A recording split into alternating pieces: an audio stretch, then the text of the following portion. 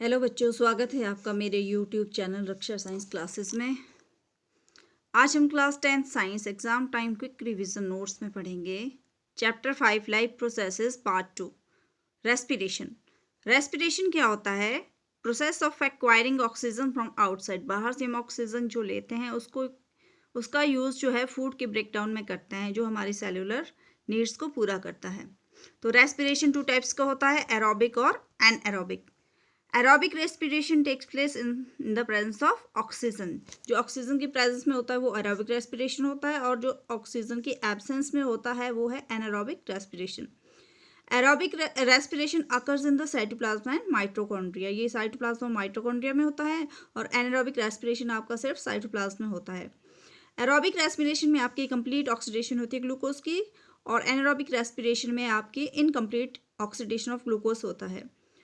Aerobic respiration में एक glucose molecule से हमारा 38 एटीपीज प्रोड्यूस होता है, और एनारोबिक रेस्पिरेशन में जो है पर ग्लूकोज यूनिट से हमारा 2 एटीपीज प्रोड्यूस होता है।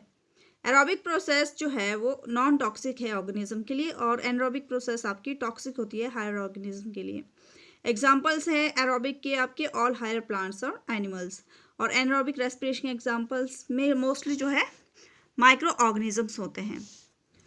डिफरेंट पाथवेज जिसमें ग्लूकोज का ब्रेकडाउन होता है। पहले ग्लूकोज का ब्रेकडाउन साइटोप्लाज्म में पायरुवेट में होता है, फिर pyruvate in the absence of oxygen ethanol, carbon dioxide और एनर्जी प्रोड्यूस करता है।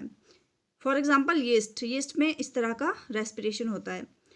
Next step, lack of oxygen. Pyruvate का ब्रेकडाउन अगर लैक ऑफ ऑक्सीजन होता है तो लैक्टिक एसिड और एनर्जी प्रोड्यूस करता है। ये हमारी मसल सेल्स में होता है। और पायरुवेट का ब्रेकडाउन अगर प्रेजेंस ऑफ ऑक्सीजन में होता है तो वो कार्बन डाइऑक्साइड, वाटर और एनर्जी रिलीज करता है। तो ये प्रोसेस माइटोकॉन्ड्रिया में होता है।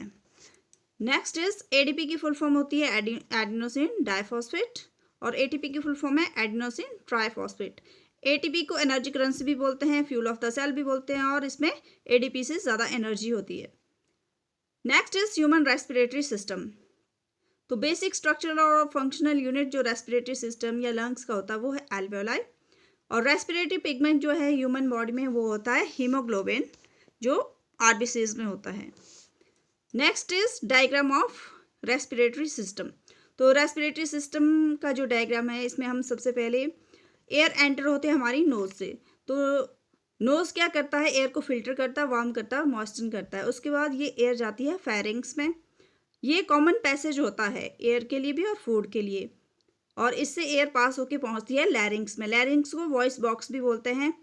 ये साउंड प्रोड्यूसिंग ऑर्गन होता है, और ये फेरिंग्स को ट्रैकिया से कनेक्ट करता है। Trachea, next is trachea. तो ट्रैकिया को हम विंड पाइप भी बोलते हैं। ये एयर को लंग्स के लिए कैरी करता है, और इसमें जो कार्टिलेज रिंग्स होती है वो इसे ओपन रखती है। ट्रैकिया के बाद आती है आपकी ब्रोंकी। तो ब्रोंकी जो 2 ब्रांचेस निकली है इससे ट्रैकिया से, इनको हम ब्रोंकी बोलते हैं। Next is bronchioles. जो स्मॉलर ब्रांचेस ब्रोंकी से बनती है लंग्स के अंदर वो होती है ब्रोंक्यूल्स। ब्रोंक्यूल्स के आगे आता है हमारा पार्ट एल्वियोलाई। तो एल्वियोलाई बैलून लाइक स्ट्रक्चर होता है, टाइनी एयर सैक्स होते हैं ये। तो इससे ऑक्सीजन ब्लड में एंटर होती है और कार्बन डाइऑक्साइड जो है ब्लड से बाहर रिलीज होती है। तो लंग्स हमारा जो है वो मेन ऑर्गन होता है ब्रीदिंग का, और यहाँ पे एक्सचेंज ऑफ गैसेस होता है। आई होप आपको मेरे नोट्स अच्छे लगे होंगे। तो thank you and subscribe my channel.